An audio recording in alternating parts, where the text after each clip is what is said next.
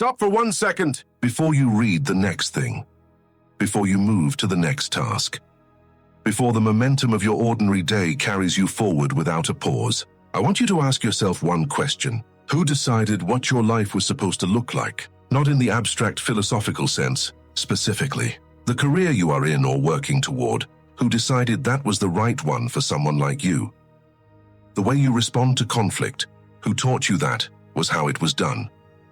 The specific things that make you feel guilty, who wrote those rules? The version of success you are chasing, who defined it?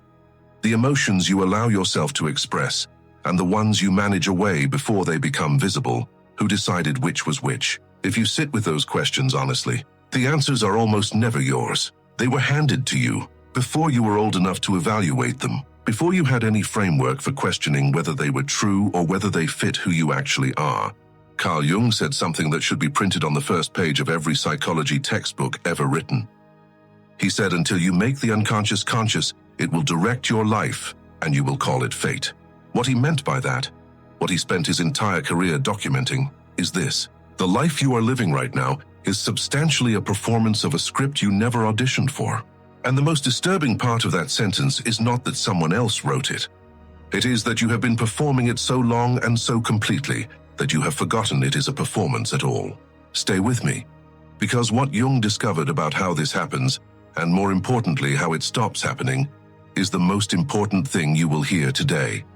Here is how the script gets written. You arrive in the world with something, not a blank slate, not raw material without direction, something specific, particular to you, the beginning of a genuine orientation toward existence, and immediately the world begins its work, not maliciously, not with any intent to replace who you are with something more convenient, just functionally, the way every family, every community, every cultural system has always worked, by communicating, through reward and withdrawal, through warmth and coldness, through the specific grammar of what gets praised and what gets punished, which parts of you are compatible with membership, and which are not. The anger that was too much for the room, the sensitivity that was called weakness, the ambition that was called arrogance, the specific way of being in the world that generated discomfort in the people whose approval your survival depended on.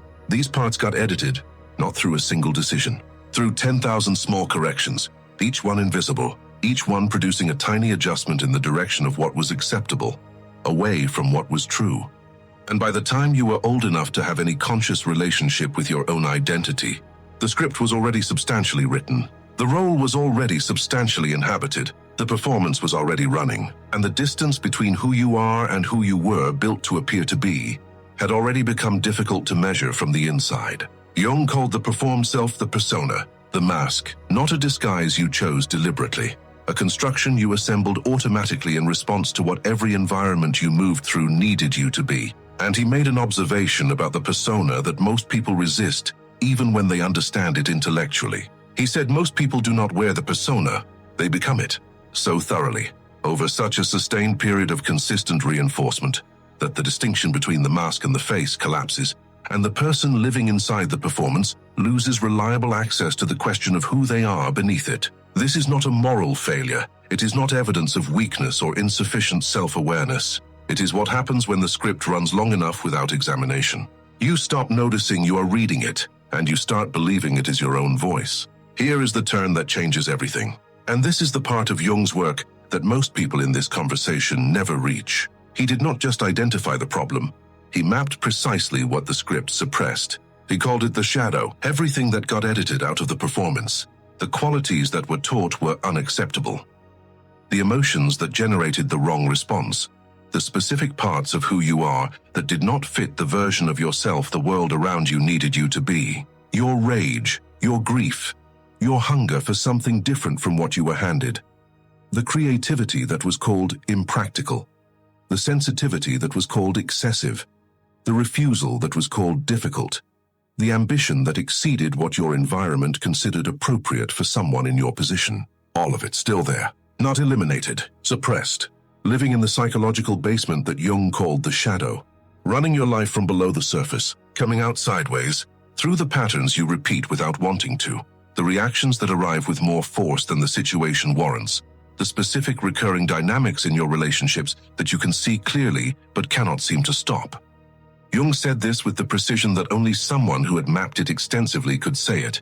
The shadow does not disappear when you look away. It gets louder.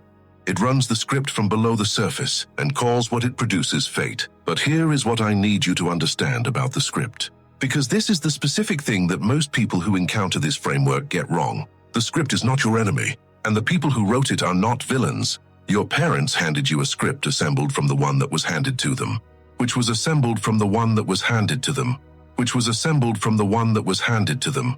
Jung called this the collective unconscious, the accumulated psychological inheritance of every generation of human experience that preceded you, the fears that became cultural, the beliefs that became assumed truth, the specific emotional patterns that were handed from parent to child across centuries without anyone examining whether they were worth carrying forward. You inherited all of it, not because anyone intended to burden you with it, because it is how consciousness has always been transmitted. And here is the genuinely disturbing implication of that. Most of what you believe about yourself, about what you are capable of, about what kind of life is available to someone like you, about what you are allowed to want, was formed before you had any ability to evaluate it. It was formed in an environment whose specific fears and limitations and emotional ceilings are now running inside you as though they were your own. They are not your own. They are inherited, and inheritance can be examined.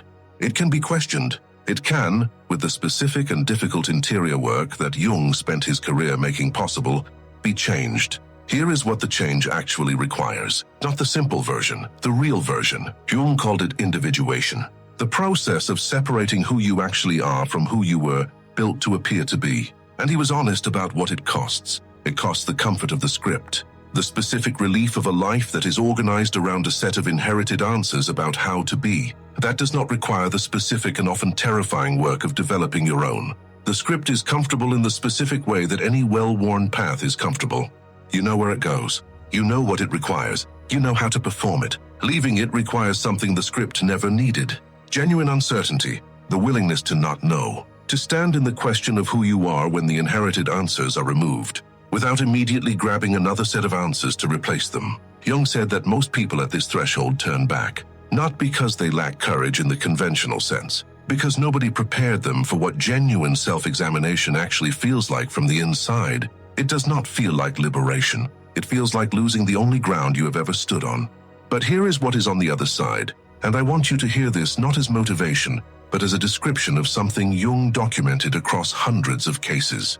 The person who moves through this, who allows the script to dissolve without immediately replacing it with another, discovers something that was never available inside the performance themselves. Not the optimized version of the constructed self, not the healed version of the persona.